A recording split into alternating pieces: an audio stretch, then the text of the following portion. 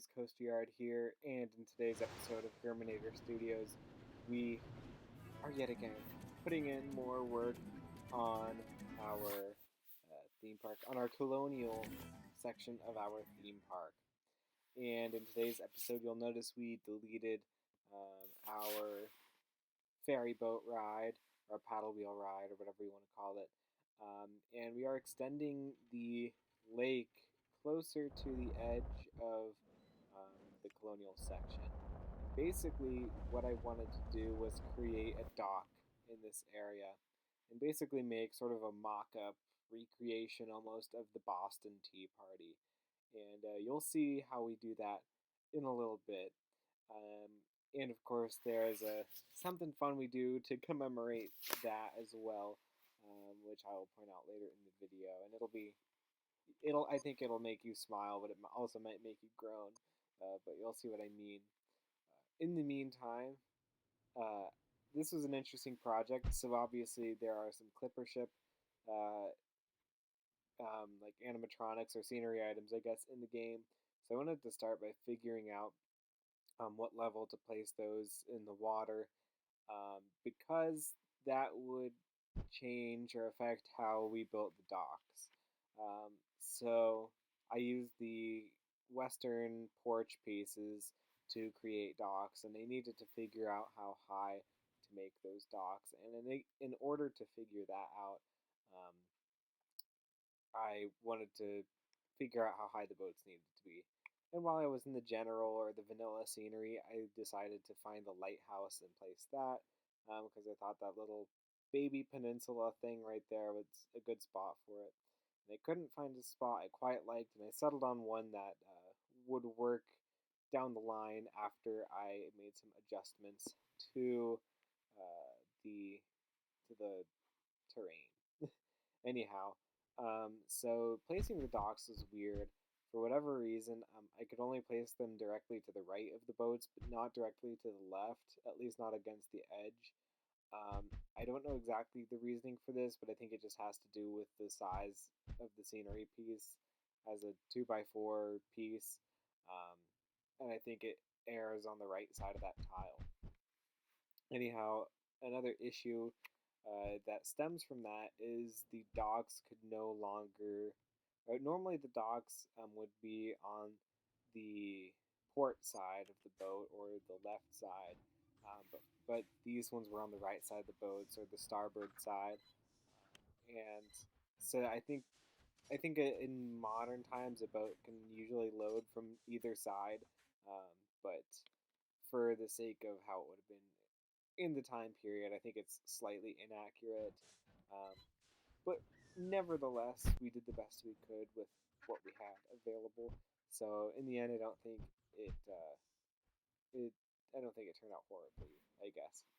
Anyhow, and of course we're just placing some stairs up here using the porch pieces with stairs. And then using the porch pillars, we are creating supports for our dock that go all the way down into the water and into the ground. And um, of course, I place those to make them thicker. I place them on both edges, starting on the whatever, starting on the underside of the dock, obviously, because where else would I start? It's late if you couldn't tell when I'm recording this. Anyhow, I decided to go up on the sides of the dock and extend the pillars upward, just by 1/3 tiles, so that way there would be places for the boats to tie off. I don't know what the proper word for that is, or if there is a proper word. Um, Nevertheless, that's what I was creating here. And yeah, this took a bit of time to do all that. So, anyhow, I'm trying to look ahead in the footage to see how much longer this is going to go. In fact, you know what? It's all the same, so I'm just going to cut it out and let you guys see what I did after this. Anyhow, yeah, that was a whole lot of the same, so you didn't really need to see all of that.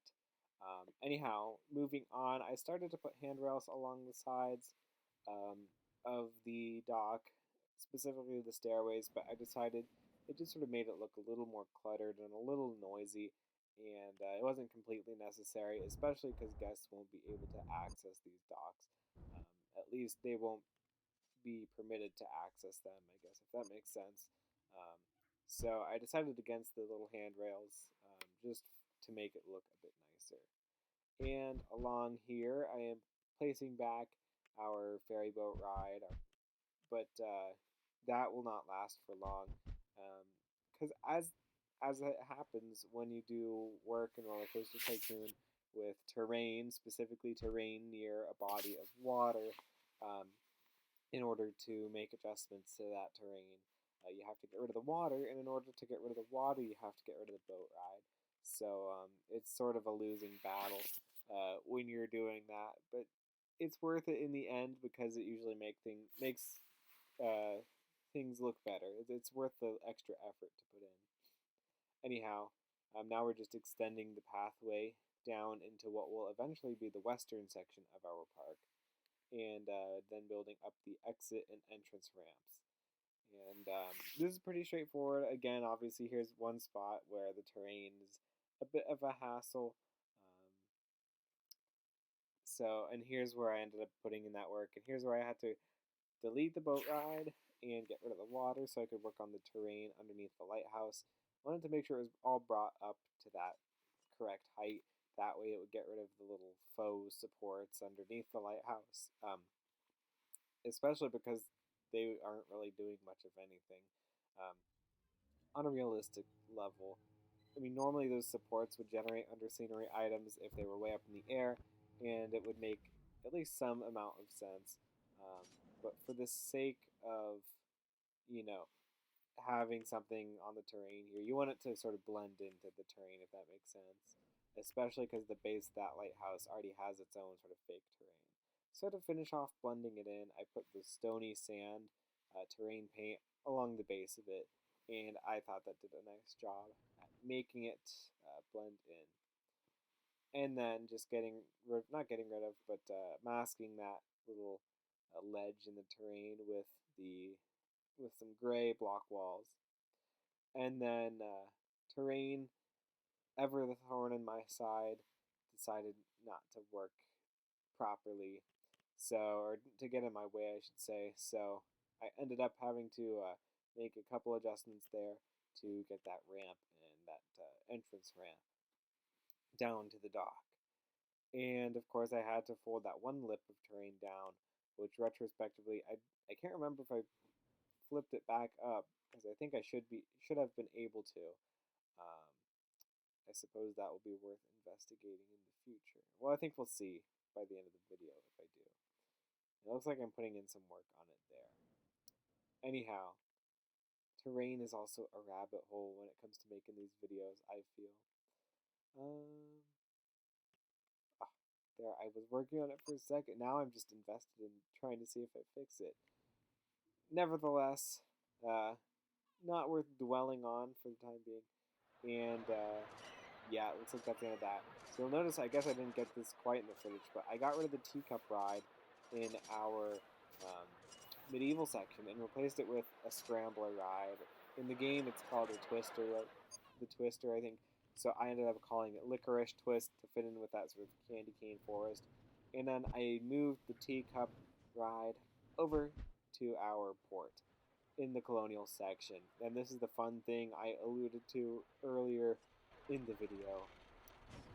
And if you couldn't guess it, the name of this video is sort of a double entendre because not only did we recreate the site of the Boston Tea Party, but we put in a teacup ride and we aptly named it the Boston Tea Party. So I thought that was a fun thing. I couldn't avoid doing that. It was just one of those things where as soon as I thought of it, I knew I had to do it. And luckily I was able to find a suitable replacement for the ride in the little candy cane forest, especially finding something that is essentially a family ride. And then right next to it, we're building up a little gift shop. This will sell, technically it's selling pirate hats. You can rename items that you're selling at the gift shops. Of course, you can rename the custom stalls as well, or just the gift shops in general. So we'll put in a shop there selling pirate hats, but I renamed it to trifold hats. I'm pretty sure that's what the hats are called. That like technically that pirates wear, but that the like soldiers, the colonial soldiers would have worn. So I thought that was fitting, and I have no intentions of putting any sort of pirate land in this theme park. Eventually, when we do a zoo, that's when I'll do things like pirates and Atlantis and sort of the more mythical. I don't want to say mythical because we have like the spooky section and whatnot, but the zoo will be more based around animals and those different environments. And I think having a pirate land might work well over there. Anyhow, I naively forgot that I couldn't put the shrubs or the hedges along that spot um, because of the way the balcony piece works. So you can see there, I settled for fences, and then I ended up just putting path there. Actually, I didn't put path there because I couldn't put the balcony corner back. So we have the terrain paint, and I left it open because I figured that door would probably be locked, and as a pathway, I mean, it for the most part blends in, if you understand what I'm saying. Uh, so I didn't bother with fences because I figured that would be a little bit that would be sort of the out of place part. Anyhow, moving on from that, I'm putting in some paths now, or some benches now along these planters, and one, I don't know if you can call it a tip, but just one aggravating thing when you're editing benches or things that are right next to planters like this is that the plants inside have obnoxious hitboxes for the delete button. And when you're trying to delete benches, like 30% of the time you end up deleting one of the plants instead, or deleting the path piece, as you can see. So that's annoying because then you have to go back and fix that later, which is what I'm doing right here. So just take your time and try to be careful if you don't want to have to go back and patch up that work. Or just be a little reckless about it if it's annoying you and you've decided to stop caring. But nevertheless, that's something to be cautious of. And, even as someone who's made several of these sort of highly detailed parks in my roller coaster tycoon career, that is a problem I just cannot get past. Anyhow, you can see there, working on the planters over here, there's a floating bench. And that's not really a glitch. Um, for whatever reason, when you adjust terrain heights, and we were doing that right nearby there with the little water body, sometimes small adjustments can change the way benches and trash cans and other path side objects behave. It can make them float. And the only really way around that I know of, or the only proper solution is to go back and readjust the terrain height. And unfortunately, when you're making those adjustments to height, you have to be careful because um, small adjustments can have big impacts, and making big adjustments in one spot can lead to smaller adjustments in the vicinity. So, and that can give you all sorts of headaches when it comes to making paths. And I prioritize paths over terrain. So, um, so when those two things sort of clash with each other, it gets frustrating. Anyway, the point I was making with that, and quick side note, I'm just redoing these flower beds, and to have the only have sugar pines along the planters. But anyway, um, yeah, when you face those issues with paths and the path side objects like benches and lamps and stuff, um, basically what I do to correct that is I get one of the flattening tools for the terrain, or I should say the leveling tool, that and I find a piece of terrain that I'm confident has not had the height leveled, so I'll go out to a flat piece further out in the park where I haven't done any terrain work, and I'll click that to set the height, and I'll drag it back over that path, and that usually levels it to the right height. And then I just make small adjustments as necessary where the path may become disconnected. Anyhow, here I am adjusting the flower bed right next to the colonial kitchen restaurant that we built in the last episode. Before I had pine trees there, but like I said, I kind of wanted to adjust those and have them A, only on the borders, and B, only in the planters. So I adjusted that flower bed to sort of match the one that was on the opposite side of the building, just to look a little more uniform. And it was a small change, but I think it worked better in the long run, and it really opens up that facade. From looking down the pathway, you get a better view of it, and it doesn't seem uneven. And one of the last things we're doing in the video, not the entirely last thing, but we are we're starting to build the gate between the colonial world and the western world. And this is relatively similar to the previous gate we built between colonial and our spooky area of the park. But we're using the colonial Indian wall pieces instead. And this gate is also a little bit taller. So to get to the behind the scenes area from the main pathway, we just put a little doorway in there along that edge, and that'll go back to where the little ambulances are, in case anybody just wants to walk. That way they don't have to open the big garage door we just built. But of course, you can see I used our trusty pine wood fences to build that garage door. And as for this gateway itself, it's pretty straightforward. Um, just too tall for the sort of building itself. I don't know what you want to call it. And then of course the roof's on top. And I just went with a pretty straightforward theme for all of these. And I went with dormer windows in two of the middle blocks, and of course our special little edge pieces on the ends. And I put some trees in there to mask that abrupt sort of change from one building style to the next. And I may go through, depending on how these two areas sort of fill out, and put in additional walls to sort of help mask that change a little better, but we'll see.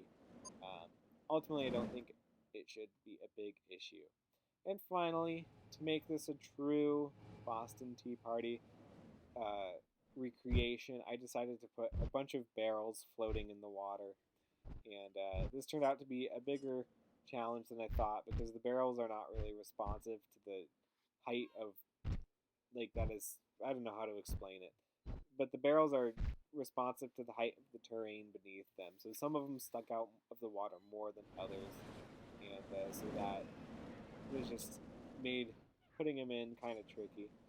But nevertheless, we had quite a few, and enough to make it look like the Boston Tea Party had taken place. And then I just stacked up some more barrels on the docks just to add some texture. And with that, we are basically coming up on the end of our video here. What to talk about for the next 20 to 30 seconds. Oh yeah, with that terrain height too, and those barrels being weird, it also made them weird on the docks. And some of those lowest barrels are kind of floating above the docks. It's almost impossible to tell, especially if you aren't looking for it. But that was something I just had to be careful with placing those barrels. With that, we are at the end of our episode. So I will see you all in the next one. And in the meantime, have a great rest of your day. Goodbye.